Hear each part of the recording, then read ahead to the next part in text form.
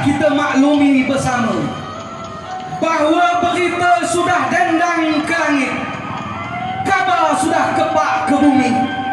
Untuk itu, izin ke kami Puak Melayu Tamiang untuk menyampaikan sikap dengan menjunjung adat penuh beradat para petinggi negeri.